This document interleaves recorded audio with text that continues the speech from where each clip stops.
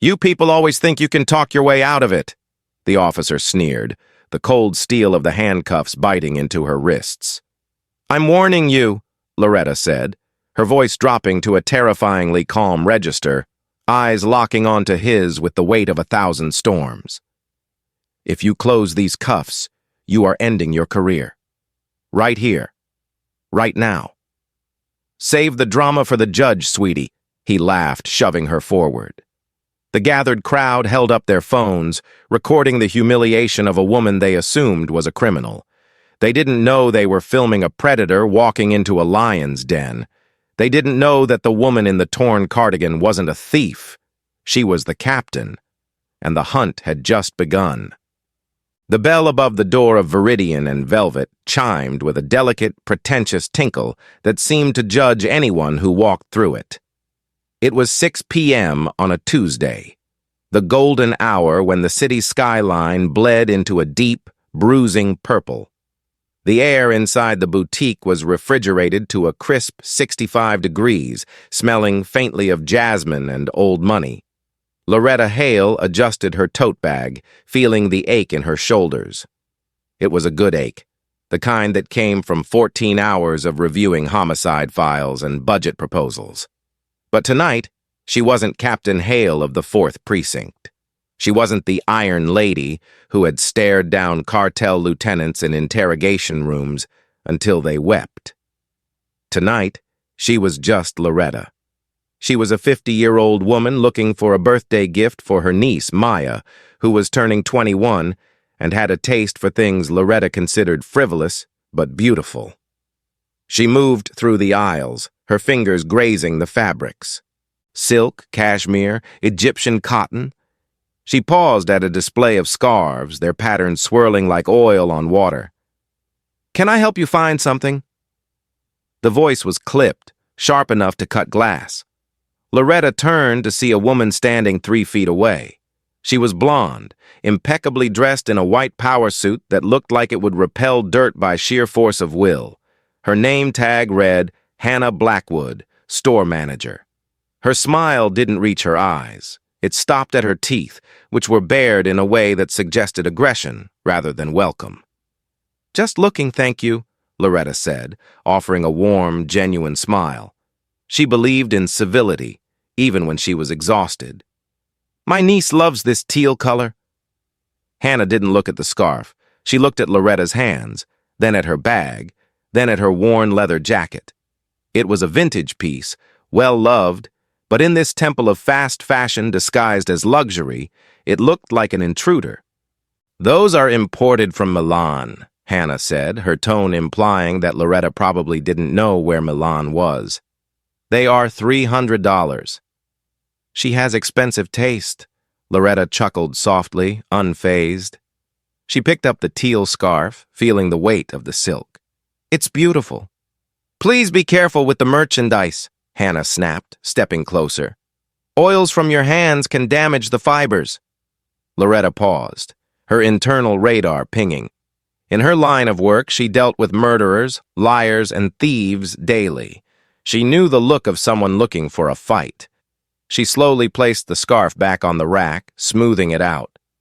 "I'll keep that in mind," Loretta said, her voice cooling slightly. "I'm going to look at the jewelry counter." As she walked away, she felt Hannah's gaze burning into her back. It was a physical sensation, a heavy, suffocating pressure. Loretta took a deep breath. "Let it go," she told herself. "Don't bring the job here. You are off the clock." At the jewelry counter, a young girl with bright pink hair and a nose ring was organizing a tray of silver bangles. Her name tag read Willow. She looked up, her eyes widening slightly as she saw Loretta, then darting nervously toward where Hannah was standing near the entrance, whispering into a headset. "Hi," Willow whispered, her voice trembling. Did you need to see anything?" "That silver locket," Loretta pointed. "The one with the starburst." Willow hesitated. "Ma'am, maybe you should try the store down the block. Gilded Lily. They have nice things too. Less intense." Loretta looked at the girl, really looked at her. She saw fear. Is everything okay, Willow? Mrs. Blackwood is... She's having a bad day, Willow murmured, pulling the tray out with shaking hands. She's watching the monitors like a hawk. She fired Tasha last week for improper client vetting. I just don't want any trouble. I'm just a customer buying a locket, Loretta assured her, leaning in. You're doing a great job. Don't let her rattle you. Willow managed a weak smile. It's $150. Do you want me to wrap it? Please. Loretta handed over her credit card. Her personal one, a standard bank card, not the platinum ones the usual clientele likely flashed. As Willow processed the transaction, Loretta glanced at the mirror behind the counter. Reflected in the glass, she saw a large man in a security uniform emerging from the back room. He was built like a vending machine, thick-necked and heavy-set, with a buzz cut that did nothing to soften his blocky features. This was Damian Jennings. Loretta recognized the type instantly. The kind of man who failed the police academy entrance exam and spent the rest of his life angry about it, taking it out on anyone he deemed beneath him. He wasn't looking at the door. He was looking right at her. Here you go, Willow said, handing her the small velvet bag with the receipt tucked inside. Have a safe night. Thank you, Willow. Loretta turned to leave. She had the gift. She had the receipt. She had her dignity. All she had to do was walk 20 feet to the exit. But as she passed the scarf rack, Hannah Blackwood stepped directly into her path. Excuse me, Hannah said, her voice ringing out loudly in the quiet store. I need to check your bag. The air in the store shifted instantly. The few other shoppers, a couple of women in yoga pants and designer coats, stopped browsing and turned to watch. Silence descended, heavy and expectant. Loretta halted, shifting her weight to her heels. A classic defensive stance, automatic and subtle. I beg your pardon? Store policy, Hannah said, crossing her arms. We reserve the right to check any bags that enter the premises. That policy usually applies to large backpacks or shopping bags from other stores, Loretta said calmly.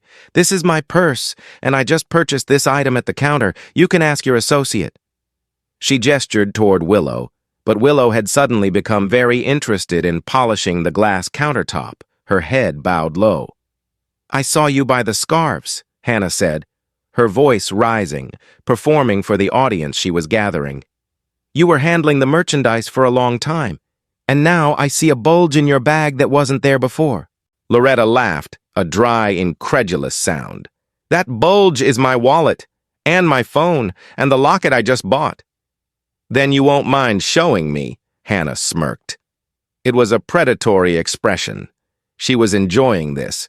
She was feeding on the power dynamic she had constructed in her head. I do mind, Loretta said, her voice hardening, because I haven't done anything wrong, and you have no probable cause. I have the receipt in my hand. I am leaving. She took a step to the side to bypass Hannah. Jennings, Hannah barked. The heavy thud of boots on the hardwood floor announced Damian Jennings' arrival. He moved with surprising speed for his size, blocking the exit. He stood too close, invading Loretta's personal space, radiating the smell of stale coffee and aggressive cologne. Ma'am, you need to cooperate with the manager, Damian rumbled, his hand drifting to the belt of his uniform. He wasn't armed with a gun, thank God, but he had a taser and a baton. Step back, Loretta ordered. It wasn't a request. It was the command voice, the tone she used to freeze fleeing suspects. It worked. For a microsecond. Damian blinked, surprised by the authority rolling off this woman in a leather jacket. But his ego quickly overrode his instinct. Don't you tell me what to do. You're on private property. Open the bag. I am asking you once calmly to let me pass, Loretta said, her eyes shifting between Hannah and Damian. She was assessing threats. Hannah was the instigator. Damian was the muscle. If you detain me against my will without proof of a crime, you are committing false imprisonment. That is a felony." "Lawyer, huh?" Damien sneered. "We get a lot of you types. Think you know the law?" "I know it better than you," Loretta said softly. "Open the bag." Damien reached out, his meaty hand grabbing the strap of Loretta's tote. That was the mistake. Loretta didn't strike him. She didn't need to. She simply twisted her torso, using his own momentum to break his grip, and stepped back, creating distance. "Do not touch me." "She assaulted me!" Damien yelled, his face flushing red. "Did you see that, Mrs. Blackwood? She assaulted me!" "I saw it!" Hannah cried, pulling out her phone. "I'm calling the police! You're going to jail, you thief!" Loretta looked at them, truly looked at them. She saw the glee in their eyes. They didn't care about the truth. They wanted to break her. They wanted to see her beg. A cold, hard resolve settled in Loretta's chest. She could pull her badge right now. She could reach into the hidden pocket of her bag, flash the gold shield, and watch their faces crumble in terror. It would be easy. It would be satisfying. But if she did that, they would just apologize. They would say it was a misunderstanding. They would let her go, and tomorrow, they would do this to someone else. Someone who didn't have a badge. Someone like Willow. Someone like her niece. If she stopped this now, she only saved herself. Loretta slowly raised her hands, palms open. "Go ahead," she said, her voice deadly quiet. "Call them." Hannah dialed 911, her voice pitching up into a hysterical soprano. "Yes, I need police at Viridian and Velvet immediately. We have a violent shoplifter. She attacked my security guard. She's refusing to let us check her bag. Please hurry. I don't know if she has a weapon." Loretta listened to the lies spilling out of Hannah's mouth, cataloging every single one for the report she would write later. She stood perfectly still, a statue of calm amidst the chaos. "You're done," Damien growled, nursing his hand, though Loretta hadn't hurt him. "You are so done." "We'll see," Loretta whispered. The wait was agonizingly short. Sirens wailed in the distance, growing louder, cutting through the evening traffic. Blue and red lights flashed against the boutique's glass storefront, painting the expensive mannequins in chaotic colors. Two uniformed officers burst through the door. They were young, rookies. Loretta didn't recognize them instantly, which meant they were likely from the 9th Precinct, which bordered her own but didn't fall under her command. Or they were new transfers. "Hands! Let me see your hands!" the lead officer shouted, his hand hovering over his holster. Loretta kept her hands visible. "They are right here, officer." "She has the stolen merchandise in her bag," Hannah shrieked, pointing a manicured finger. "And she hit Damien." The officers didn't ask Loretta for her side. They didn't ask for security footage. They looked at the white store manager in the suit, then at the black woman in the leather jacket, and they made their choice. "Turn around," the second officer commanded, grabbing Loretta's arm and spinning her roughly. "I am not resisting," Loretta stated clearly, looking directly at the officer's body camera. "I am complying, but you are making a mistake." "Shut up," the officer muttered. He kicked her legs apart, patting her down aggressively. It was degrading. It was infuriating. And it was exactly what Loretta needed to happen to burn this whole place to the ground. The metal cuffs clicked shut. It was a sound Loretta had heard thousands of times, but feeling it on her own skin was a shock to the system. The cold steel pressed against her pulse points. "You have the right to remain silent," the officer droned, reciting the Miranda warning with the boredom of someone reading a grocery list. "I understand my rights," Loretta said. "Anything you say can and will be used against you," he continued, shoving her toward the door. Damien Jennings was grinning. He leaned in as she passed. "Told you! Trash!" Loretta stopped. She didn't struggle against the officers holding her arms. She just turned her head and looked Damien in the eye. "Remember that word," she said. "You're going to be eating it." The officers dragged her out onto the sidewalk. The cool evening air hit her face. A small crowd had gathered outside, phones raised like votive candles in the dark. Flashlights blinded her. "Is that a shoplifter?" someone asked. "Look at her, she looks normal." They always do. Loretta kept her head high. She didn't hide her face. Let them film. Let the world see. They shoved her into the back of the patrol car. The hard plastic seat was uncomfortable, smelling of disinfectant and vomit. The cage separated her from the officers in the front. "Did you get the manager's statement?" the driver asked his partner. "Yeah, she said the woman stashed a $300 scarf and then shoved the guard when he tried to stop her. Open and shut. Assault and larceny." "Did you check the bag?" "Not yet. We'll inventory it at the station. Don't want to deal with it here with all the cameras." Loretta sat in the dark, her mind racing. They hadn't even checked the bag. If they had, they would have found the receipt. They would have found the locket, not a scarf. And, more importantly, they would have found her badge and her ID identifying her as Captain Loretta Hale of the 4th Precinct. The fact that they hadn't checked was incompetence. The fact that they assumed guilt was bias. She could speak up now.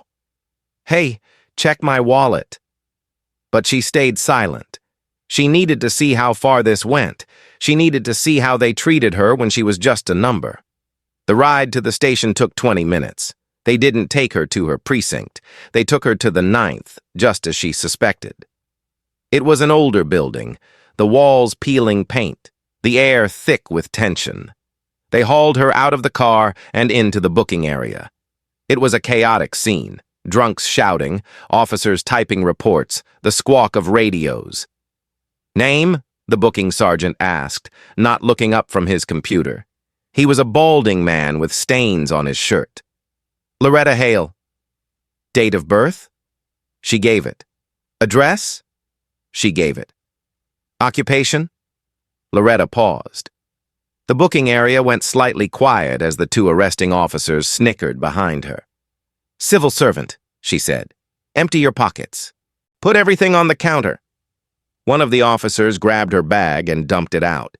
A phone clattered onto the laminate, a wallet, keys, lipstick, and the small velvet bag from the jewelry counter. "Where's the scarf?" the officer asked, rummaging through the pile. "She said it was a scarf." "Maybe she ditched it?" the other suggested. "I didn't steal anything," Loretta said calmly. "Check the velvet bag." The officer opened it. He pulled out the silver locket. He frowned. Then he picked up the receipt that had fluttered to the floor. Receipt for one silver locket, $150, timestamp 6:05 p.m. The officer looked at his partner. "This ain't a scarf." "Doesn't matter," the partner said, doubling down. "She assaulted the guard. That's the main charge. Maybe she stole the scarf and dropped it when she saw him." "Check the wallet," Loretta said. Her voice had changed. It was no longer the voice of a suspect. It was the voice of a superior officer giving an order. The room seemed to drop a few degrees in temperature. The booking sergeant finally looked up, squinting at her. There was something about her posture, something about the way she stood, even in handcuffs. "What did you say?" the sergeant asked. "I said," Loretta enunciated clearly, "check the wallet." The arresting officer, looking annoyed, flipped open her leather wallet. He bypassed the credit cards and pulled out the ID in the clear plastic window. He froze. He blinked, bringing the ID closer to his face. He looked at the photo. Then he looked at Loretta. Then he looked back at the ID. The color drained from his face so fast it looked like he was about to faint. "What is it?" the partner asked, leaning over. The first officer didn't speak. He just held up the ID. Next to it, he pulled out the gold shield that was tucked into the flap. "Captain, Loretta Hale, 4th Precinct." The silence that fell over the booking room was absolute. It was the silence of a bomb that had just landed but hadn't detonated yet. The sergeant stood up slowly, his chair scraping loudly against the floor. "Get those cuffs off her," he whispered. "But she..." the partner stammered. "Get them off!" the sergeant roared, his face turning purple. The rookie fumbled with the keys, his hands shaking so hard he dropped them twice. Loretta watched him, her expression unreadable. Finally, the cuffs clicked open. Loretta rubbed her wrists slowly. She didn't say thank you. She reached over, took her badge from the officer's trembling hand, and clipped it onto her belt. She picked up her wallet and slid it into her pocket. Then she turned to the room. Every officer was staring at her. "Who is the watch commander tonight?" Loretta asked. Her voice wasn't loud, but it carried to every corner of the room. "Lieutenant Miller," the sergeant squeaked. "Get him," Loretta said. "And get the chief on the line. And while you're at it," she pointed a finger at the two rookies who had arrested her, "read them their rights, because I am pressing charges for false arrest, failure to investigate, and civil rights violations." She walked over to the nearest desk, picked up a phone, and dialed a number from memory. "Malcolm?" she said when the line connected. "It's Loretta. I need you at the 9th. Bring a camera crew, and bring Winter Beckett. I have a story for her." She looked at the reflection in the dark window. The hunt was over. Now, the war began.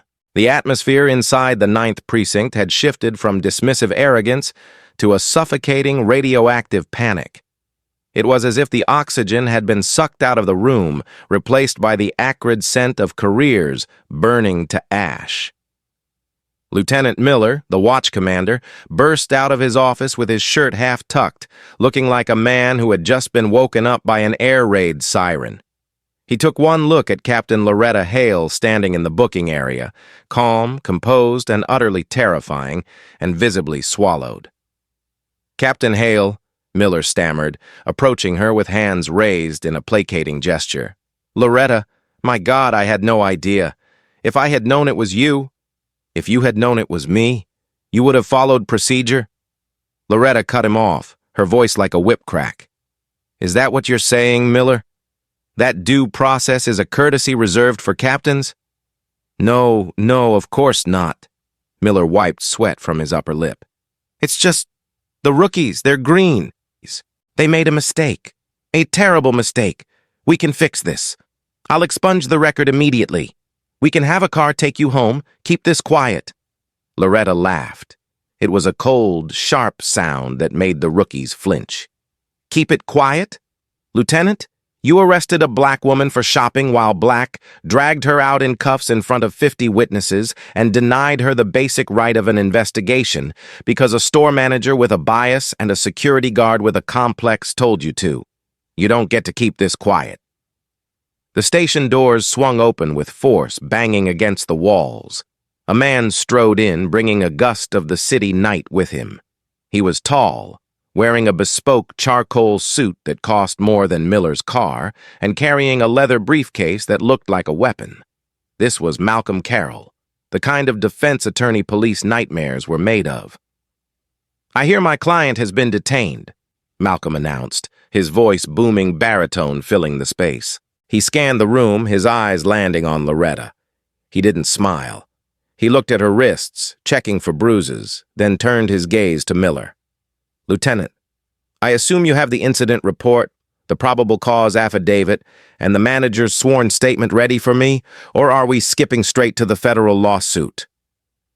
"Mr. Carroll," Miller sighed, looking defeated. "We were just releasing the captain. It was a misunderstanding." "A kidnapping," Malcolm corrected, stepping into Miller's personal space. "When you take someone against their will without legal justification, it's kidnapping. And since you did it under the color of law, it's a Section 1983 civil rights violation. I'm going to need the badge numbers of everyone who touched her. Now." While Malcolm dismantled the lieutenant piece by piece, Loretta walked over to the bench where her belongings had been dumped. She picked up the velvet bag containing the locket. She looked at the two rookies who were huddled in the corner, looking like children waiting for the principal. She walked over to them. They stiffened. "You didn't check the bag," she said softly. "Ma'am," the first officer squeaked. "You didn't check the bag because you decided the narrative before you arrived. Loretta said, her eyes boring into them. You decided I was guilty because of who called you and what I looked like. That laziness, that bias, that is what gets officers killed. And that is what destroys communities. You are a disgrace to the uniform I have worn for 25 years. She turned her back on them, dismissing them from her universe. Ready, Captain? Malcolm asked, holding the door open. He had a stack of papers in his hand, copies of everything they had on file. Ready, Loretta said. They stepped out of the precinct and into a wall of flashing lights. But these weren't police lights. They were camera strobes. Winter Beckett stood at the front of the pack. With her sharp bob cut and microphone held like a scepter, she was the city's most tenacious investigative journalist. She saw Loretta and Malcolm, and she didn't shout like the paparazzi. She simply nodded. Loretta stopped on the precinct steps. The cameras zoomed in. She looked exhausted, her cardigan torn, her hair slightly messy. She didn't try to fix it. Captain Hale, a reporter shouted. Is it true you were arrested for shoplifting? Captain Hale, another yelled. Did you assault a security guard? Loretta raised a hand. Silence rippled through the press corps. Tonight, Loretta began, her voice steady and projecting clearly without a microphone. I was reminded that no amount of service, no rank, and no badge protects you from prejudice. I was arrested not for what I did, but for who I am. I was targeted by a predator masquerading as a manager at Viridian and Velvet, and enabled by a police force that chose convenience over duty. She paused, looking directly into the lens of Winter Beckett's camera. To Hannah Blackwood and Damian Jennings, Loretta said, naming them publicly for the first time. You wanted to make an example of me. You wanted to show your power. Well, you have my attention, and you have the attention of the city of Chicago. I am not just a captain. I am a citizen who knows her rights. And I am coming for yours. The sun rose over the city the next morning with a deceptive cheerfulness. Sunlight streamed through the floor-to-ceiling windows of Hannah Blackwood's penthouse apartment, illuminating the beige minimalism she worked so hard to curate. Hannah sat at her kitchen island, sipping a kale smoothie. She felt good, powerful. Yesterday had been a rush. Putting that woman in her place, watching the police drag her out, had been a reaffirmation of the natural order of things. In Hannah's world, Viridian and Velvet was a fortress, and she was the queen who decided who was worthy to enter. Her phone buzzed on the counter. Then it buzzed again, and again. Within seconds, it was vibrating continuously, dancing across the marble like an angry insect. She frowned, picking it up. 150 missed notifications. She opened Instagram. Her feed was flooded, but not with likes on her latest outfit post. Racist. You're done, lady. Hashtag justice for Hale. Hope you like prison. Hannah's heart skipped a beat. She opened Twitter. The top trending topic in Chicago was hashtag Captain Hale. The second was hashtag boycott Viridian. What is this? She whispered, her hands starting to tremble. She clicked on a video link. It was a clip from the nightly news. Winter Beckett was standing outside the 9th precinct. Shocking allegations of racial profiling and false arrest against a highly decorated police captain. Loretta Hale, a 25-year veteran, was handcuffed. The smoothie churned in Hannah's stomach. Captain? That woman in the old leather jacket? No, Hannah breathed. No, that's impossible. She was nobody. Her phone rang. The caller ID displayed Headquarters, Regional Director. Hannah stared at the screen. She didn't answer. She couldn't. Instead, she called Damian. Did you see it? Damian's voice was tight, high-pitched. He sounded like he was hyperventilating. Hannah, tell me you saw it. She's a cop. She's a freaking captain. Calm down, Damian, Hannah snapped, though she was pacing her kitchen frantically. It doesn't matter who she is. She assaulted you. Stick to the story. She shoved you. We have a witness. Who? Willow, Damien scoffed. Willow looked like she was gonna throw up yesterday. She won't hold up. She will if she wants to keep her job, Hannah hissed. Get to the store, now. We need to control the narrative before corporate gets involved. Hannah threw on her clothes, abandoning the power suit for something softer, more innocent victim. A pastel cardigan and jeans. She drove to the store, her knuckles white on the steering wheel. When she arrived at Viridian and Velvet, the reality of her situation hit her like a physical blow. There were protesters. Already at 9 a.m., a group of 20 people stood outside the glass doors holding signs. Shopping is not a crime. Profile this. Fire Hannah.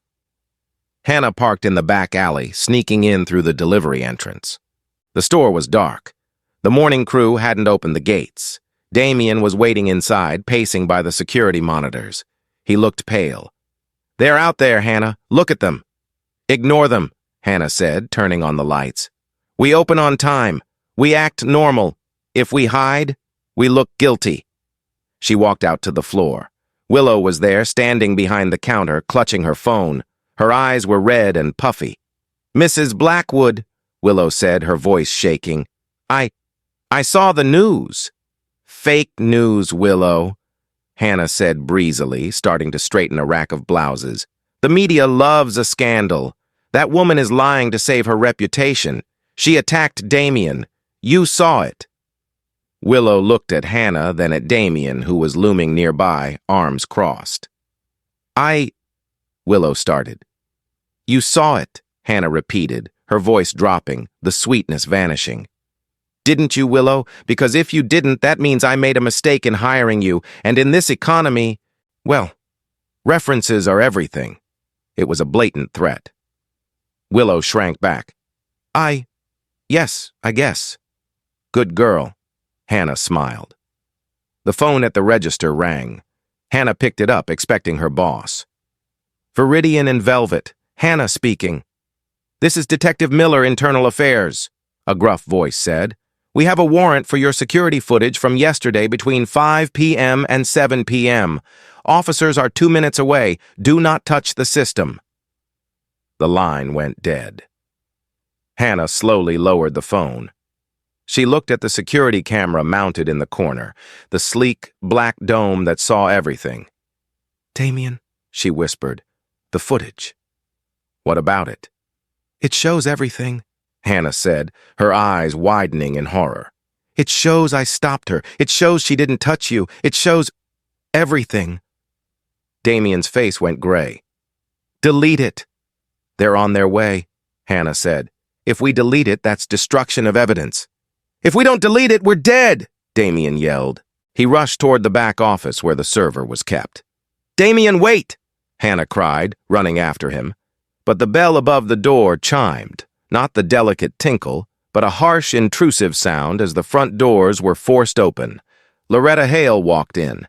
She wasn't in uniform. She was wearing a sharp navy blazer and jeans. Beside her was Malcolm Carroll, and behind them, 2 uniformed officers, not rookies, but seasoned sergeants, and a man in a plain suit holding a laptop case. Good morning, Loretta said, her voice filling the silent store. She looked at Hannah, who was frozen by the office door. I believe you have something that belongs to the truth. The seizure of the security footage was clinical and swift. The tech specialist bypassed Hannah's frantic attempts to claim technical difficulties and pulled the hard drive directly from the server. Hannah and Damien stood by, watched by the sergeants, unable to do anything but sweat. Loretta didn't speak to them. She didn't need to. Her presence was the statement. She stood by the jewelry counter looking at Willow. Willow was shaking so hard the bangles on the tray rattled. It's okay, Loretta said softly to the girl. You don't have to say anything right now. But when the time comes, I hope you find your voice. Fear is a heavy thing to carry, Willow. It gets lighter when you let it go. Willow looked up, tears spilling over. She nodded imperceptibly. Loretta turned and walked out, leaving the antagonists in their glass cage. 2 hours later, Loretta sat in Malcolm's conference room. The table was covered in files, not just about her case, but about Viridian and Velvet. "You were right," Malcolm said, throwing a dossier on the table. "They have a pattern. In the last 18 months, police have been called to that location 12 times for suspected shoplifting. All 12 suspects were people of color. Only one was actually charged, and the charges were dropped for lack of evidence. They use the police as their private harassment service," Loretta said, staring at the city skyline. "They call us to humiliate people they don't think belong in their store. And we show up and do their dirty work." "We have the footage," Malcolm said. "I just got the confirm from the tech. It's clean. It shows you paying. It shows Hannah blocking you. It shows Damien grabbing you and you stepping back. No assault. It's a slam dunk for the civil suit. We can get you a settlement that will let you retire in Fiji." Loretta spun her chair around. "I don't want a settlement, Malcolm." Malcolm smiled, a slow, predatory grin. "I was hoping you'd say that. If we settle, they pay a fine, Hannah gets fired quietly, and the corporation issues a commitment to diversity statement," Loretta said. "Then 6 months later, they hire a new Hannah, and the system keeps turning." "So what's the play?" "We go for the license," Loretta said. "We go for the security firm's bond, and we go for the officers who arrested me." "The rookies?" "The training," Loretta corrected. "I want to sue the department for failure to train. I want to put the policies of the 9th Precinct on trial. I want to know why 2 officers felt comfortable arresting a woman based on the word of a manager without checking a single piece of evidence. I want to expose the culture." "That's a war, Loretta," Malcolm warned. "The union will come for you. The chief won't like it. You'll be ostracized. You might never make deputy chief." "I'm already ostracized, Malcolm," Loretta said, touching the phantom sensation of handcuffs on her wrists. "They put me in a cage. They showed me exactly where I stand. Now I'm going to show them where they stand." Her phone buzzed. It was Winter Beckett. "Text, I found something. Or rather, someone found me. You need to see this. Meet me at the coffee shop on 4th. Loretta grabbed her coat. "Winter has a lead." "Be careful," Malcolm called after her. "When you corner rats, they bite." Loretta paused at the door. "I'm not worried about the rats, Malcolm. I'm worried about the people who built the maze." She drove to the coffee shop. Winter was sitting in a back booth, her laptop open. Sitting across from her was a young woman Loretta didn't recognize. She was thin, pale, with dark circles under her eyes. "Loretta?" Winter said, waving her over. "This is Tasha." "Tasha?" Loretta asked, sitting down. "I used to work at Viridian," Tasha said, her voice barely a whisper. "Hannah fired me last week." "Willow mentioned you," Loretta said gently. "She said it was for improper client vetting." Tasha let out a bitter laugh. "That's their code word. It means I didn't follow the watch list. Hannah keeps a list in the back office. Photos of suspicious types. It's just pictures of black and brown people from the neighborhood. She told me to follow a woman around the store, a doctor actually. I refused. I told her it was wrong. She fired me on the spot." Loretta felt a cold fury rising. "A physical list?" "A binder," Tasha confirmed. "She calls it the Book of Shadows. It has notes, nasty notes, about what people are wearing, how they speak." "If we get that book," Winter said, her eyes gleaming, "it proves premeditated discrimination. It proves malice. It turns this from a mistake into a hate crime." "The book is in the safe in the back office," Tasha said. "Only Hannah and Damien have the code." Loretta leaned back. The security footage cleared her name. But the book? The book would destroy them. "We need a warrant," Loretta said. "But a warrant takes time, and if Hannah suspects we know about the book, she'll burn it." "She won't suspect," Tasha said. "She's too arrogant. She thinks she's untouchable." "She was," Loretta said, her eyes narrowing. "Until she met me." Loretta pulled out her phone. She dialed Lieutenant Miller at the 9th. "Miller," she said when he answered, her voice void of emotion. "You wanted to make things right? You wanted to fix this?" "Anything, Captain. Name it." "I don't want an apology," Loretta said. "I want a raid." The raid was not a spectacle of sirens and shouting. It was a surgical strike. At 2 p.m., 4 unmarked police cruisers pulled up to the curb outside Viridian and Velvet. Lieutenant Miller stepped out, flanked by 2 detectives from the Hate Crimes Unit. Loretta Hale watched from the back seat of Malcolm Carroll's sedan, her face unreadable behind dark sunglasses. "You ready for this?" Malcolm asked, tapping the steering wheel. "It's not about being ready," Loretta replied, opening the door. "It's about finishing it." Inside the store, the atmosphere was brittle. Hannah Blackwood was frantically moving between racks, pretending to organize scarves, but her eyes kept darting to the back office door. She knew something was wrong. Tasha hadn't just disappeared. She had gone quiet, and silence from a disgruntled employee was usually the calm before a lawsuit. When the bell chimed, Hannah looked up with a practiced smile that instantly withered. "Hannah Blackwood," Miller announced, holding up a folded document. "We have a search warrant for the premises, specifically the manager's office and the safe." "On what grounds?" Hannah shrieked, backing away. "This is harassment. I'm calling corporate." "You can call whoever you want after we secure the scene," Miller said, gesturing for the detectives to move past her. Damian Jennings stepped forward, puffing out his chest. "You can't go back there. That's restricted access."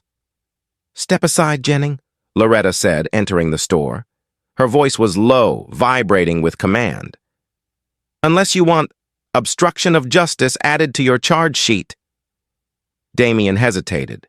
He looked at Hannah. He looked at the detectives. Then, the bully in him crumbled.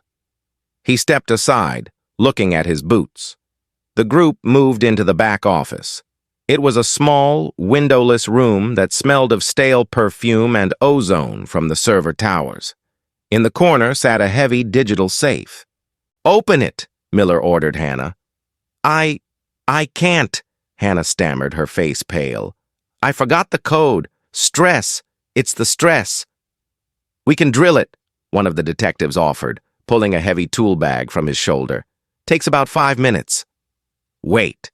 The voice came from the doorway. It was Willow. The girl with the pink hair and the nose ring looked terrified, but she was standing straight. "I know the code," Willow said. "Willow!" Hannah hissed, her eyes wide with betrayal. "You shut your mouth! Don't you dare!" Willow looked at Hannah, really looked at her for the first time without flinching.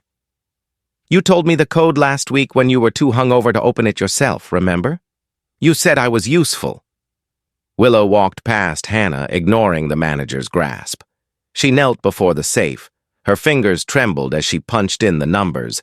198400. Beep. Click. The heavy door swung open. Inside, amidst stacks of cash and tax documents, sat a thick, black leather binder. It looked innocuous, like a high school yearbook. Miller reached in with a gloved hand and pulled it out. He placed it on the desk. "Is this it?" Loretta asked. Miller opened the cover. The first page had a photo of a young Hispanic man browsing watches. Underneath, in neat cursive handwriting, were the words, "Subject looks gang-affiliated. Tattoos on neck. Followed for 15 minutes. Called PD. No theft, but he left. Success." He turned the page. A photo of an older black woman. Subject asked about pricing on silk. Clearly cannot afford. Potential distraction for a team. Ejected. Page after page. Dozens of faces. Hundreds of notes. It wasn't just a log. It was a manifesto of prejudice. It detailed how Hannah and Damian had systematically targeted, harassed, and criminalized customers based solely on their race and appearance. "My God," Malcolm whispered, leaning over the desk. "This isn't just discrimination. This is a conspiracy to deprive civil rights. It's a federal case." Loretta picked up the binder. She felt the weight of it. the weight of every person who had been humiliated in this store. "You wrote this," Loretta said, turning to Hannah. "You documented your own hate." Hannah was backed against the filing cabinet, shaking. It's loss prevention. It's profiling. Everyone does it." "No," Loretta said, closing the book with a snap that sounded like a gunshot. "Racists do it and criminals do it." She turned to Miller. "Lieutenant, I believe you have enough for an arrest." Miller nodded. He pulled out his handcuffs. "Hannah Blackwood, Damian Jennings, you are under arrest for conspiracy, filing false police reports, and civil rights violations." As Miller clicked the cuffs onto Hannah's wrists, the manager began to sob. It wasn't the dignified weeping of a victim. It was the ugly, snotty crying of a bully who had finally been punched back.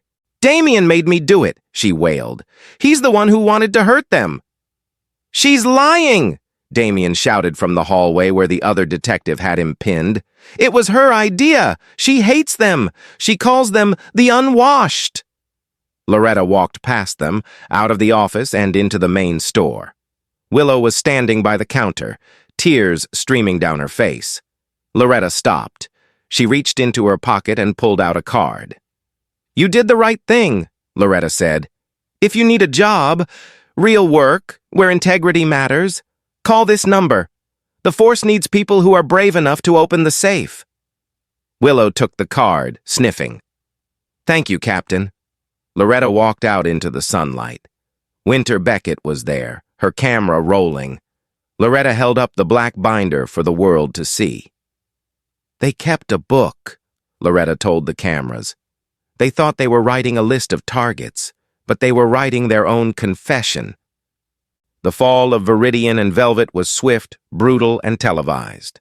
The Book of Shadows was leaked, redacted to protect the victims, but raw enough to expose the perpetrators. The Internet did what the Internet does best. It dissected every entry. Former customers came forward, sharing stories of being followed, harassed, and ejected. The corporate headquarters of the luxury brand tried to distance themselves. They issued a statement condemning Hannah's actions as isolated.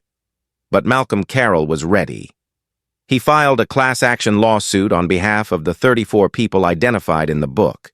He argued that corporate oversight was negligent, that the metrics Hannah was praised for, low shrinkage, high exclusivity, encouraged exactly this kind of behavior. But the real drama unfolded in the courtroom 3 months later. Hannah and Damian had turned on each other completely. Their defense attorneys tried to sever their cases, but the judge, a no-nonsense woman named Judge Patterson, kept them together. She wanted the jury to see the toxicity of their partnership. Loretta took the stand on the third day. She wore her full dress uniform, the deep blue tunic, the gold buttons, the captain's bars shining under the court lights. "Captain Hale," the prosecutor asked, "why didn't you identify yourself immediately when Officer Jenkins tried to arrest you?" Loretta looked at the jury. "Because if I had, I would have been treated like a captain, and I needed to know how they treated a civilian. I needed to know if the system was broken or if it was just bent. When they put those cuffs on me without asking a single question, I knew it was broken." "And how did that make you feel?" "It made me angry," Loretta said honestly. "But more than that, it made me determined. I realized that my rank didn't matter if the uniform I wore was being used as a weapon against innocent people." The jury was captivated, but the knockout blow came when Willow testified. She sat in the witness box looking small but fierce. She recounted the culture of fear Hannah had cultivated. She described Damian's glee in physically intimidating shoppers. "Did Mrs. Blackwood ever use racial slurs?" the defense attorney asked, trying to discredit her. "Not the ones you think," Willow said. "She used code words, urban element, high risk, wrong demographic. But we all knew what she meant. She meant anyone who didn't look like her." The verdict took 4 hours. Guilty, on all counts. Hannah Blackwood was sentenced to 5 years in federal prison for civil rights violations and filing false reports. Damian Jennings received 4 years. The luxury brand settled the class action lawsuit for $12 million. But for Loretta, the victory wasn't in the sentencing. It was in the hallway outside the courtroom. The two rookie officers who had arrested her, Jenkins and Soto, were waiting. They had been suspended pending an investigation and eventually fired for incompetence. They looked at her, shame burning in their cheeks. "Captain," Jenkins said, his voice cracking, We wanted to apologize. We didn't know." "That is the problem," Loretta said, stopping to look at them. "You didn't know, and you didn't care to find out. You saw a narrative, and you followed it. I don't want your apology. I want you to find a new career, because this one, it requires a heart, and until you find yours, stay out of my city." She walked past them, her head high. Malcolm was waiting by the elevators, grinning. "You know," Malcolm said, "the mayor called. He wants to know if you're interested in the commissioner's chair." Loretta laughed. "One battle at a time, Malcolm. Let me get some dinner first." 6 months later, Loretta Hale stood at the podium in the Police Academy auditorium. The room was filled with fresh cadets, 200 eager faces, diverse, young, and nervous. She wasn't just Captain Hale anymore. She was Deputy Chief Hale, head of the newly formed Bureau of Community Integrity. "Some of you are here because you want to carry a gun," Loretta began, her voice echoing in the silence. "Some of you want the power. Some of you want the adrenaline." She paced the stage. "If that is why you are here, leave now. The door is open." No one moved. "Good, because the badge is not a shield. It is a burden. It is a weight. When you put it on, you lose the luxury of prejudice. You lose the luxury of laziness. You become the guardian of everyone, including the people you don't like, including the people who don't look like you." She projected an image on the screen behind her. It wasn't a graph or a statistic. It was a photo of the silver locket she had bought for her niece. "This locket almost cost me my freedom," Loretta said, "because 2 officers forgot that their job was to investigate, not to judge. Do not be them. Be curious, be kind, and above all, be fair." She looked out into the crowd. In the 3rd row, wearing a crisp new cadet uniform, sat Willow Montgomery. Her pink hair was gone, replaced by a neat regulation bun, but her eyes were bright. She nodded at Loretta. Loretta smiled back. Later that evening, Loretta met her niece, Maya, for dinner. Maya was wearing the teal scarf. Loretta had gone back to a different store to buy one, refusing to let Hannah Blackwood taint the gift, and around her neck was the silver locket. "You okay, Auntie?" Maya asked, noticing Loretta staring out the window at the city lights. "I'm better than okay, sweetie," Loretta said, taking a sip of her wine. "I'm awake." The rain began to fall outside, washing the streets clean. It wasn't a storm anymore. It was just water, life moving on. Loretta checked her reflection in the window. The lines on her face were still there. The gray in her hair was still there. But the weight on her shoulders was gone. She had walked through the fire, and she hadn't burned. She had forged something new. She raised her glass. "To the truth." "To the truth," Maya echoed. Loretta smiled. The bad guys were in jail. The system was changing, inch by inch, and she was just getting started. The story of Loretta Hale is a reminder that authority without empathy is tyranny, and that the strongest weapon against injustice is often just the courage to stand still and speak the truth. Loretta didn't win because she was a captain. She won because she refused to let anyone strip her of her dignity. The Book of Shadows was destroyed, but the light Loretta shone on the dark corners of the system continues to burn. Karma didn't just hit Hannah and Damien. It ran them over with the very laws they tried to weaponize. And in the end, a young girl named Willow found her strength in the shadow of a captain who refused to break. Thanks for watching. If this story fired you up, make sure to hit that like button. It really helps the channel grow. What would you have done in Loretta's shoes? Would you have revealed your badge earlier? Let me know in the comments below, and don't forget to subscribe and ring the bell so you never miss a story about justice served cold. See you in the next video!